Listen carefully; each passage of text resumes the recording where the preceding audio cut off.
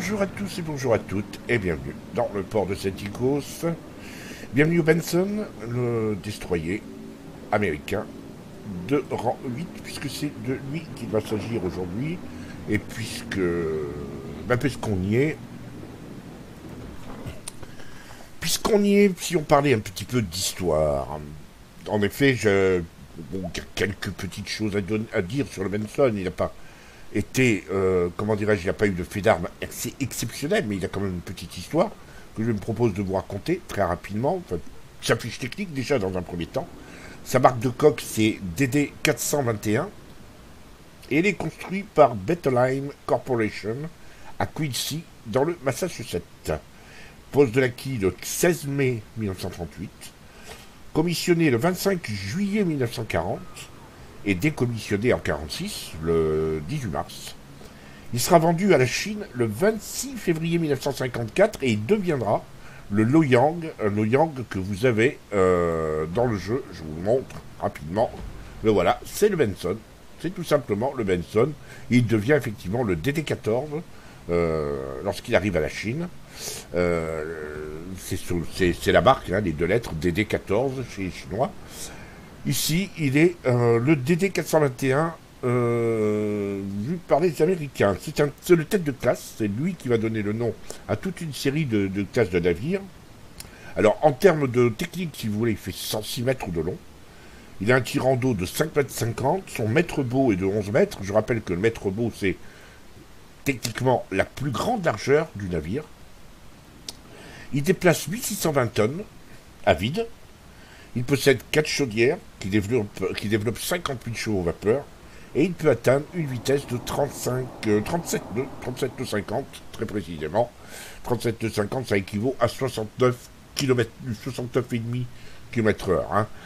Dans le jeu, il fait 38 nœuds. Bon, ça c'est parce que j'ai dû rajouter quelques flags qui donnent un tout petit peu... Non, même pas, il n'y a pas de flag. Non, j'ai pas mis les flags sur cette version, j'ai juste mis le camo. C'est le camo Steam. On revient au jeu. Alors, il dispose dans la vraie vie de 5 canons de 5 pouces et de 2 tubes lance-torpilles de 5. Ensuite, c'est à peu près tout. Pour la fiche technique, on a à peu près tout dit. En termes d'historique, c'est pareil. On ne peut pas dire il n'a pas participé véritablement à des batailles, mais il a participé à des grands événements. Tout d'abord, au moment de la guerre jusqu'en 1940, un peu avant Pearl Harbor, il a surtout été assigné à des missions de contrôle, des missions d'enquête. Il partait un petit peu dans toutes les contrées centre-américaines et sud-américaines pour voir un petit peu et enquêter sur les progressions des forces de l'Axe et de l'emprise qu'elles pouvaient avoir les forces fascistes en Amérique. Donc ça, c'était ses premières enquêtes. Et après Pearl Harbor, il va être affecté à plusieurs opérations déjà dans un premier temps il va participer à l'escorte de plusieurs convois vers l'Europe. Puis ensuite, il va tout simplement appartenir à l'opération Torche en 1900, c'était de mémoire en 1942. Il va participer à cette opération Torche qui est, je le rappelle, l'invasion, le débarquement américain au Maroc, en Afrique du Nord, où il sera aux côtés du Massachusetts. Il servira entre autres d'escorteur au cuirassé Massachusetts. Il sera également de la partie au moment du débarquement le 9 septembre 1943 en Italie. Donc vous voyez, quand je vous parle d'événements majeurs, c'est débarquement en Afrique du Nord, débarquement en Italie. Il a tout de même été présent sur 2 débarquements très importants. Mais il n'a pas participé réellement à des convois, à part quelques faits d'armes contre des avions allemands. Il n'a pas réellement été... il n'a pas vraiment été en première ligne au niveau des combats. Et c'est en 1954 qu'il sera vendu à la Chine pour devenir le Loyang. Le Loyang qui restera jusqu'en 1974. Hein. Ça vous fait une belle carrière, puisque plus de 34 ans. En 1974, il sera remplacé par un autre navire et lui sera tout simplement ferraillé. Voilà pour l'histoire du Benson. Je m'excuse pour les photos, j'ai pas énormément trouvé de photos sur le Benson, et c'est un destroyer qui, parmi tant d'autres, c'était pas forcément les navires les plus photogéniques et ceux qui attiraient l'œil le plus. On va partir en bataille à présent. Alors deux batailles très différentes. Je vais vous montrer dans un premier temps Falco en action. Falco qui est à mon sens un très bon joueur de Benson. Et il m'avait envoyé cette bataille et je me suis piqué au jeu. J'avais besoin d'une deuxième bataille à Benson, donc je l'ai livré moi-même.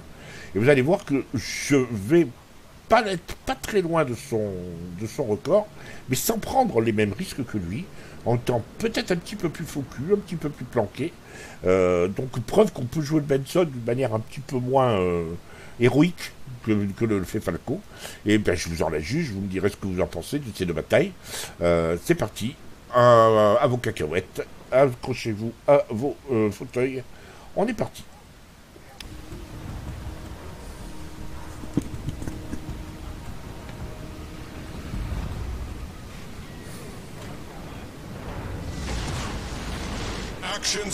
Allez, c'est à une bataille de rang 8, 6 à 8, sur la carte piège en mode domination que je vous convie. C'est le commandant Falco qui me l'a fourni, je le remercie. Il est à bord de son Benson, un Benson aux couleurs d'Halloween 2017. Et donc, il se précipite vers B. Il est en division avec Mori. Mori qui est un autre membre de mon clan et qui est à bord de son Loyang. On va pas bien le voir. Oui, en plus, si ça gigote, on va pas le voir du tout. Non, il veut pas. Le Loyang, c'est un destroyer, rang 8 également, de l'arbre, enfin pas d'arbre plus technologique, justement, c'est un premium, pan-asiatique, qui a la particularité de pas avoir de torpilles en eau profonde. Il a bien les torpilles normales. D'ailleurs, c'est un Benson, un destroyer de la classe Benson qui avait été vendu aux Chinois. Il est à 100% identique au Benson. Le truc, c'est qu'il s'appelle le Loyang, quoi, hein, et qui permet d'entraîner les commandants de destroyers panasiatiques tranquillou, en mode premium. Un formidable petit destroyer, le Benson, qui vous prépare effectivement au destroyer Steve Gehring et Fletcher, des très bons destroyers. Alors, Mori qui rentre le premier dans le cap B par la nouvelle petite passe, une petite passe qui a été créée dans cette grosse île en forme de haricot il y a 2-3 mises à jour. Et là, Mori qui n'a pas du tout envie de se faire choper par le Gai 2 qui est, vous voyez, là-bas à 8 km, qui se méfie et qui est ressorti un peu du cap. Donc ça, je pense qu'il va re-rentrer en marche arrière, tandis que Falco n'a pas ses scrupules. Il rentre, mais il tourne raide à droite et il lance ses torpilles à tout hasard si le Gai 2 a envie de venir l'embêter. Par contre, Aquarius, là, ce serait une bonne idée, oui, de le sortir, ou en tout cas de le repousser. Alors, oui,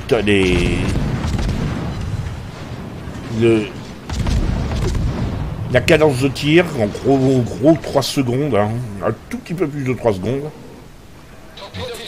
3 secondes, cadence de tir et le bruit caractéristique du Benson quand il tire. Et qui commence à se mater les cuirassés. Tout à fait spécifique. Et c'est vraiment, peut-être plus encore que le Man, auquel il succède, le Benson vous amène véritablement à ces destroyer ces contre-torpilleurs américains à la cadence très rapide et à la cloche excessive, on va dire.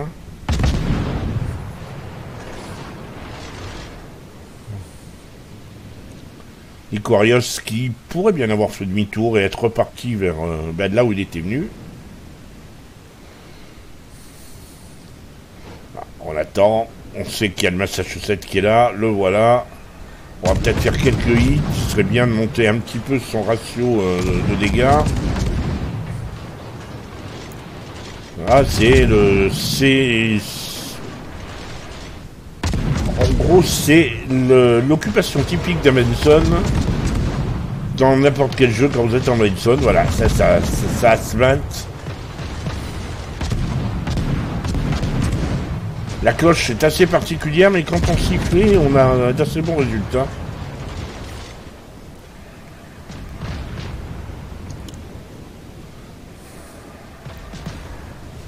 Alors ils sont avec un Galant, qui est le destroyer anglais premium de rang 6, qui est là juste derrière. Donc qui est l'équivalent, entre guillemets, l'équivalent en termes de rang de l'Iquarius, le nouveau destroyer anglais, nouvellement implanté. Ils ne sont pas encore implantés, les destroyers, au moment où je fais cette vidéo, mais ils le seront bientôt. On a la possibilité juste d'en gagner 4. Voilà, un petit peu en avance pour éviter l'engorgement au moment où la ligne technologique sortira, ça évite l'engorgement. Certains ont déjà des destroyers d'un peu tous les tiers, enfin surtout tiers 5, 6, 7, 8, qui sont faciles à gagner qu'il est possible de gagner grâce à des containers durant la mission de la Royal Navy. Voilà, l'Iquarius que l'on voit qui a sorti le Galant. C'est assez étonnant parce que personnellement, bon, ce sont deux destroyers de rang 6, l'un premium, l'autre non. Mais je préfère le Galant en termes de gameplay que l'Iquarius. L'Iquarius est un tout petit peu plus difficile à maîtriser. Un petit peu plus fragile aussi.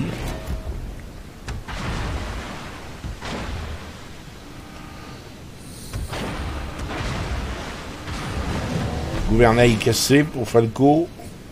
Ça va se réparer. Un autre petit coup dans le derrière.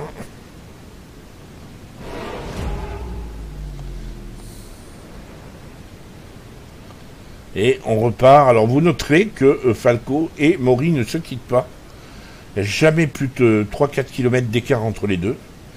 C'est original parce que généralement les duos comme ça de DD ont tendance à se séparer, aller chacun dans un cap différent ou essayer de monter des embuscades pendant que l'autre attire l'attention. Là, au contraire, ils sont vraiment tous les deux, un peu comme les deux lames d'un rasoir. C'est intéressant comme tactique parce que ça permet justement de... C'est à prendre en compte, on va dire. Si vous pouvez jouer avec un ami en DD, que vous êtes en DD, utilisez cette tactique, essayez-la. Évidemment, elle a des gros défauts. Quand il y en a un qui est spoté, l'autre l'est aussi, bien sûr. Mais 2 DD de rang 8, enfin 2 DD même de rang 6 d'ailleurs, peuvent constituer une arme redoutable lorsqu'ils sont ensemble. Bien supérieur à un croiseur, un simple croiseur. Justement parce que vous êtes spoté d'un petit peu moins loin. Et attention, torpille de Blind Morive, hein, vous voyez les... Voilà, Falco regarde où les torpilles sont censées aller, sur le Massachusetts. Et les torpilles sont plutôt belles. Voilà, Falco doit récupérer ses torpilles que dans une trentaine de secondes, donc il a largement le temps. Il surveille. Il s'est positionné à un endroit où il peut utiliser sa smoke pour protéger Maury si jamais Maury était vu, mais enfin bon, Maury ne va pas commettre l'erreur d'attirer l'attention sur le Massachusetts alors qu'il vient de lui lancer les torpilles, ce serait dommage. C'est que beaucoup de joueurs de DD font d'ailleurs, hein. C'est un truc à pas faire, justement. Le Massachusetts et l'esprit du Massachusetts est détourné, et voilà, boum, Maury sort avec son le Yang, le Massachusetts. Quand vous lancez des torpilles comme ça, ne tirez pas, surtout si vous voyez que le cuirassé est en mode... il est occupé ailleurs. Ne tirez pas tout de suite.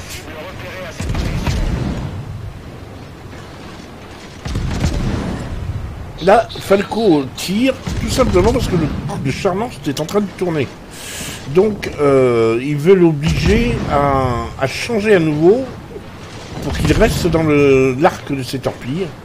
Ceci dit, il va s'en prendre une ou deux quand même. Boum. 3 torpilles au but. Quand vous voyez un navire faire un tout droit et foncer vers vos torpilles, ne lui tirez pas dessus. Là, Falco, c'était pas un tout droit. Le Charnant se tournait et menaçait justement d'être trop rapide pour les torpilles que Falco a envoyées. Donc Falco lui a tiré dessus pour que le Charnant se dise « Oulala, il y a un DD, finalement je ne vais pas tourner, parce que je vais me faire sortir. » Et il aurait pu le faire. Et finalement, lui, il s'était pas dit. Il a continué à tourner, il s'est pris 3 torpilles.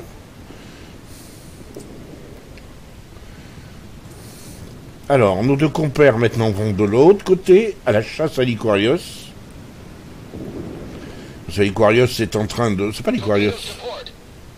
Si, c'est l'Iquarius. Parce que, ben, tout simplement, il est en train de contester... Il y a l'Iquarius et il y a un autre DD. Il est en train de contester le cap. Les rouges ont beaucoup d'avance. Hein. Ils ont près de 200 points d'avance. Voilà, c'est Maury qui a sorti l'Iquarius. Il y a un autre 2D. Attention Falco, devant toi, voilà.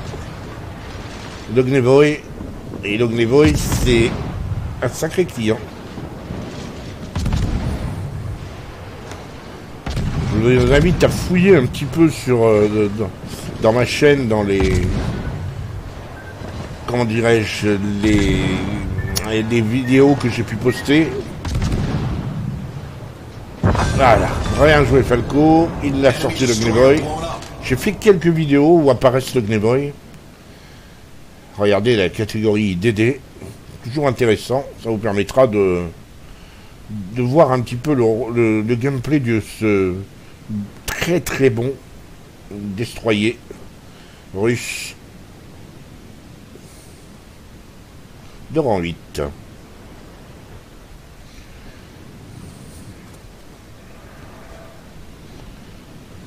Bon, allez, maintenant le Fidji. Fidji qui fait un tout droit. Lui, ça pourrait être sympathique. Maury l'a vu, donc il danse ses torpilles et il se casse. Là, pour le coup, le Fidji peut faire très mal. Hein. Vu son reload, il peut faire très mal aux 2 DD. Falco attend. Oh non, il attend plus finalement. Mais il anticipe un éventuel virage du Fidji. Si le Fidji tourne pour éviter les torpilles de Maury, il y a une 2e lame qui passera.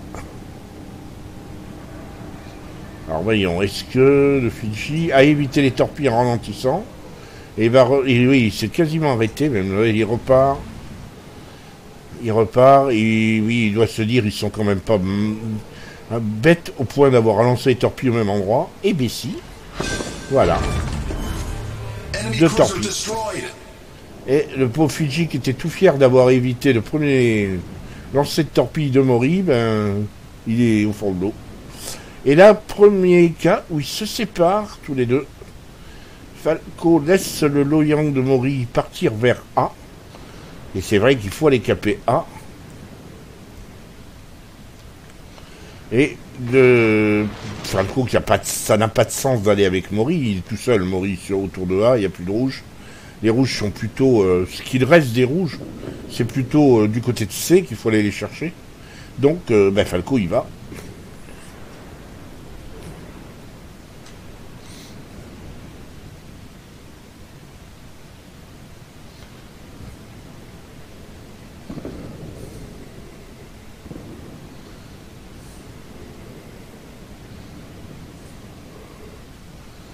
Là, on regarde un petit peu, voilà. Falco, je crois que ça y est, il a trouvé sa victime. À venir, le Kiev. On va le repousser, mais lui là, il va falloir se méfier, parce que le Kiev est un pur contre-torpilleur. Peut-être plus encore que le Benson. Il a une cloche moins importante et il peut faire de gros dégâts avec ses canons.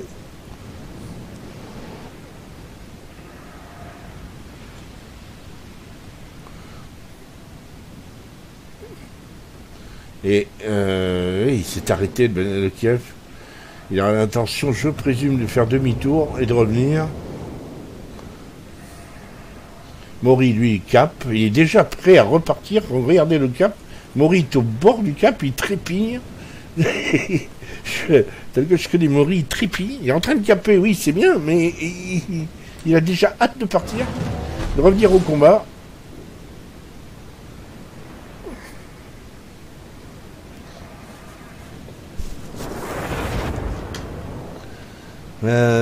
Donc, là, il a vu le fuseau. Alors, le fuseau qui est en train de revenir.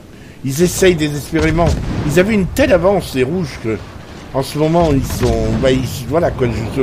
C'est que maintenant que les verts sont en train de prendre le large, avec une centaine de points d'écart. Ils ont les 3 caps. Le fuseau est en train de se dire, il faut faire quelque chose. Faut aller chercher un cap. Donc, le fuseau y va. Mais le problème, c'est que il y a les DD et il y a entre autres Falco qui demande que ça, lui torpiller. J'ai l'impression que le fuseau avait cassé sa vitesse et là il réaccélère. Là il va nettement plus vite que tout à l'heure. Je sais pas si les torpilles le toucheront. Il va peut-être réussir à y échapper.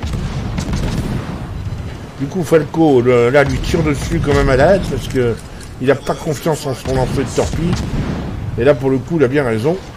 Puisque les torpilles, vous voyez, le fuseau avait visiblement accéléré.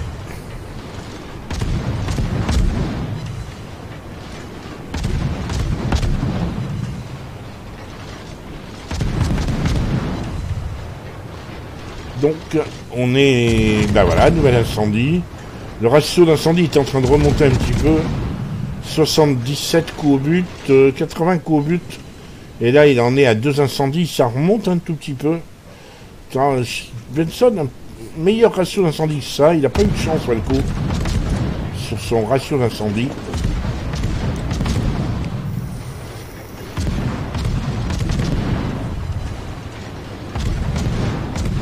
Mais là, ça brûle. Il n'y a pas de problème. Et il y a un nouvel incendie. Je pense qu'il va le sortir. C'est lui qui va le sortir. On va espérer.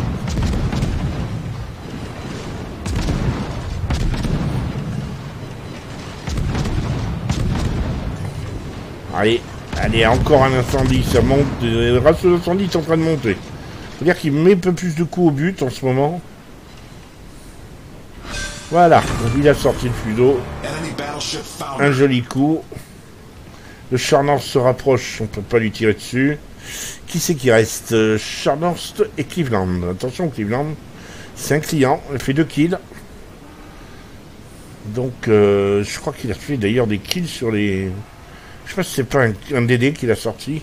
J'ai vu ça du coin d'œil tout à l'heure. Méfiance, méfiance. D'autant qu'en plus il s'éloigne. Ce sera difficile à toucher. Le Charnorst par contre se rapproche, lui. Mais se rapproche en pointant son étrave vers l'île. Essaie d'offrir aucun angle à l'éventuel DD qui pourrait... qu'il ne voit pas. Voilà, il va pas tarder à le voir. Voilà, ça y est. Et Falco s'en moque un peu. Il a les tourelles tournées dans l'autre sens, donc il peut se permettre, effectivement. Et attention, il va se prendre des secondaires. Voilà. Il s'est pris les secondaires. Ouais, Falco se met dans la smoke et lance ses torpilles. Mais voyez, le Charnorst c'est tellement rapide. C'est un croiseur. C'est un croiseur de bataille, plus qu'un cuirassé. Et il est tellement maniable qu'il pourrait bien éviter les torpilles. Par contre là, il tourne... Il va peut-être arriver à éviter les 2 sets de torpilles en passant entre les deux. Non, il va s'en prendre une. Ça pourrait même, arrêter la partie. Joli 4e kill. On enchaîne sur les écrans. Voilà, magnifique victoire. Donc 4866 points d'XP. 281 d'XP libre. Avec l'achievement frappe des vastes. Probablement pas la première partie de la première victoire de la journée pour le Benson, vu le nombre d'XP libre. 167 coups au but et 4 incendies. Petit ratio d'incendie. C'est pas de sa faute, je critique pas le jeu de Falco. Il n'a pas eu de chance. 4 kills, 6 torpilles au but, 2 inondations seulement. Là aussi, pas aidé par la RNG.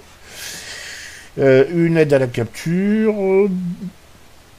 On enchaîne avec une 2e place. Puis Maury qui finit premier. Donc Maury a fait peut-être un petit peu moins de dégâts, mais il a un cap. Il a eu 2 caps. Falco n'en a eu qu'un, mais il a fait 4 kills. Et en termes de dégâts, alors d'abord de distance, 64 km.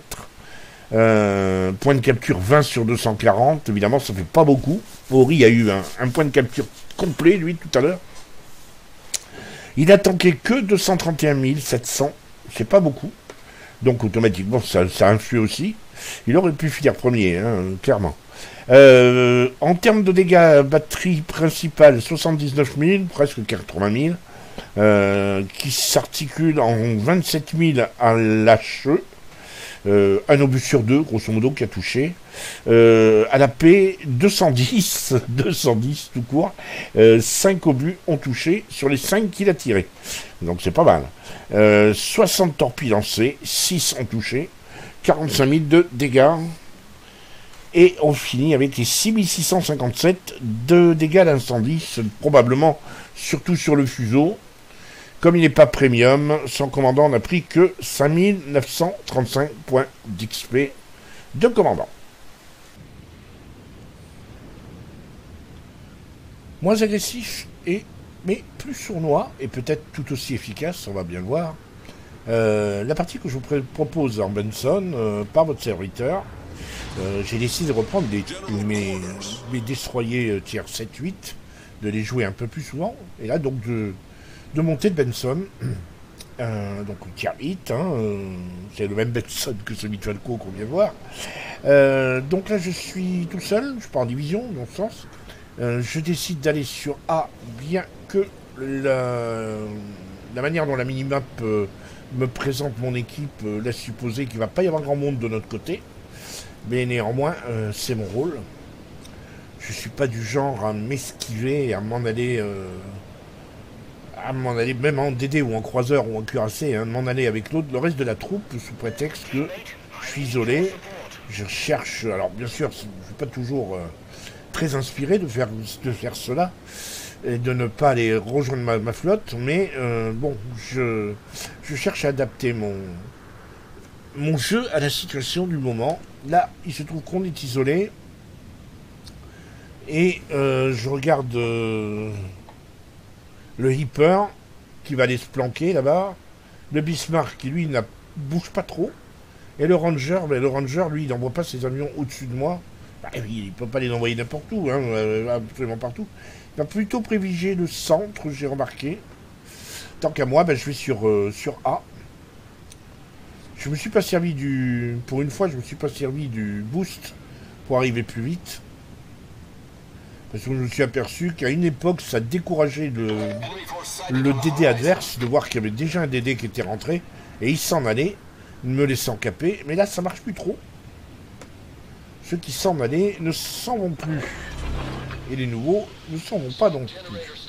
Donc là, voilà, quand je décide de caper, je mets ma smoke en sachant que c'est assez dangereux parce que je signifie où je me trouve. Donc il y a un risque de torpillage de smoke. C'est bien pour ça d'ailleurs que je réavance, comme vous pouvez le constater. Après avoir lancé mes torpilles sur le Myoko, sur la position potentielle du Myoko. Là, j'essaie d'avancer un tout petit peu. En m'imaginant que le Myoko ne pourra pas lancer de torpille sur cet angle-là.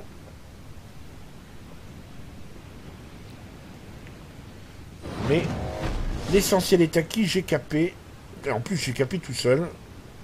Donc ça, c'est bien. Pour l'XP, c'est excellent. Maintenant, pour le sport, je sors un tout petit peu de mon nuage de fumée pour regarder, pour essayer de caper, pour essayer de spotter les ennemis. Donc il y a le Gneisenau. Voilà le Myoko. Je vois que le Myoko est en train de rentrer dans le cap. Donc mon équipe n'aura pas marqué beaucoup de points grâce à mon cap. C'est déjà le Myoko conteste ce cap. Là j'anticipe une éventuelle avancée du Myoko, mais il n'est pas aussi bête que ça. Il va s'arrêter. Rester bien caché. C'est un endroit assez sympa pour caper. C'est bien protégé. Là, mais comme vous pouvez le constater, je protège mon cap.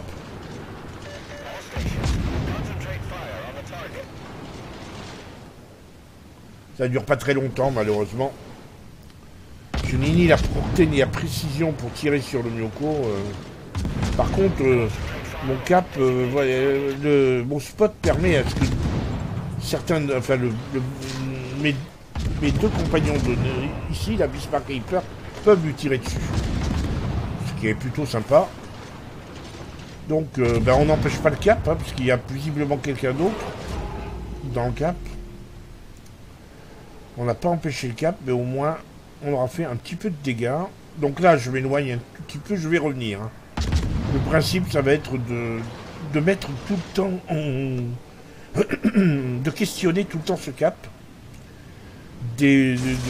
D'empêcher que les rouges ne poussent. Et même un Benson peut faire peur à un certain nombre de navires, comme le Gneisno, le Norska. Allez, qu'on me tire dessus. Évidemment, au bout d'un moment, on ne voit plus, donc on ne sait pas où je suis. Mes torpilles portent à 9 km et quelques. Bon, ils ne peuvent pas pousser, ils n'osent pas.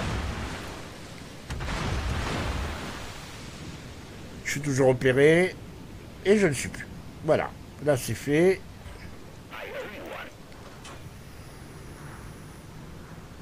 Donc, je vais tout bêtement repartir vers le cap A. Puisque le Gneisno s'ensuit, le Kiev reste au milieu de ses cuirassés.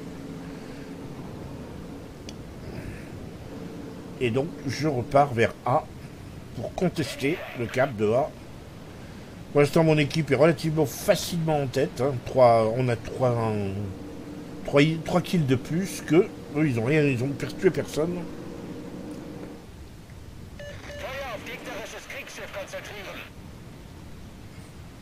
Là je tire en me disant que Kiev va aller se vautrer au bord de la plage et il va tourner, mais non, il ne le fera pas.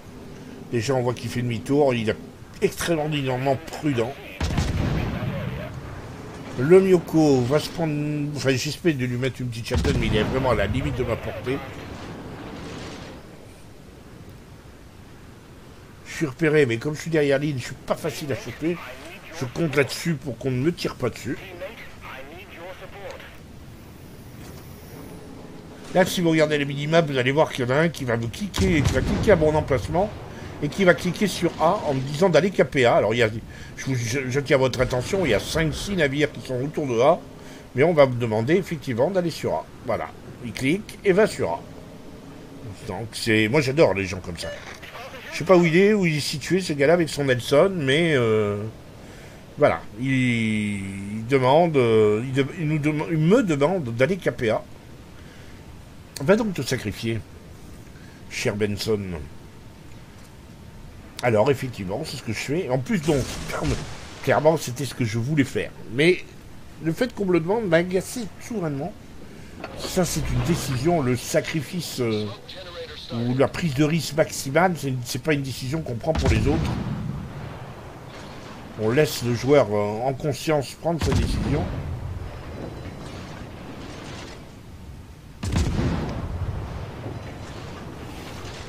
Allez, un incendie. Hop, en plus j'ai la chance qu'il soit spoté. Mon nuage de fumée est plutôt long, encore 90 secondes. Ça y est, il est rentré dans le cap. Il m'empêche de caper.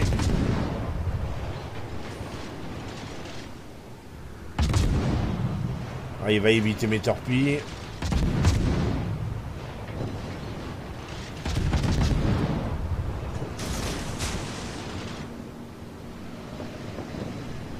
Dans 50 secondes, je récupère un set de torpilles, donc c'est plutôt bien. Ce set de torpilles est particulièrement sympathique, comme vous allez pouvoir constater. Là, il a tiré à l'aveugle dans le nuage et il m'a touché. Alors, il n'a pas fait beaucoup de dégâts, mais là, le Nagato lui rentre dedans. Résultat, il dévie un petit peu le Norska de sa course. Et le Nagato, lui, s'arrête net. Les torpilles, du coup, vont être plutôt sympathiques. Là, le Kagero, que bon, c'est pas la peine d'essayer de tirer. Le Norska qui évite encore mes torpilles. Mais pas le Nagato qui s'en prend 3.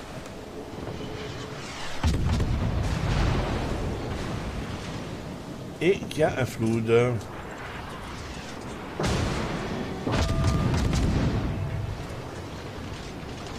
je relance, parce que là, j'ai les secondaires du Norska sur le dos. Faut vraiment que je m'enfuis. L'Oscar, en plus, qui va vraiment là. Bah, voilà quoi. Je suis le seul à défendre le cap. Les autres sont tout au fond. Je suis le seul à être en première ligne. Je suis un destroyer. Des cuirassés et tout, ils sont pas du tout en première ligne. Je me laisse me débrouiller tout seul. C'est un petit peu pas bien, on va dire. Donc là, je vais aller me cacher derrière la ligne. Je suis assez content parce que je vois qu'il y a au moins 2 torpes qui vont porter. En fait, il y en a qu'une qui porte. Une, mais qui lui met une voie d'eau. Et là, ça va descendre. En plus, je lui mets un incendie. Donc ça va descendre d'autant plus vite. Oui, 62 000. Ça court. C'est bien. Ça descend toujours. 7 000. Et là, je vais un petit peu râler. Mais j'hésite à tirer parce que j'aimerais bien le détruire avec mon inondation. Malheureusement, le hyper me le fauche. Pour quelques centaines de points de dégâts, il me coule mon... Et là, je suis assez en colère après le hyper. Je lui mets d'ailleurs Nice KS. Il réagira même pas. Hein. Il réagira pas. Il a passé son temps caché derrière son île. Et il a volé un kill, le mien. Bon, bah voilà quoi.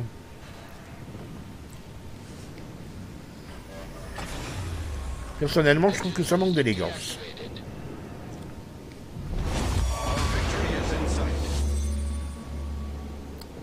Et là, je me dis, je vais aller chercher le Kagero.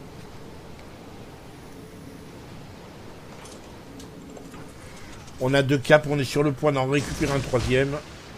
La partie est quasiment finie.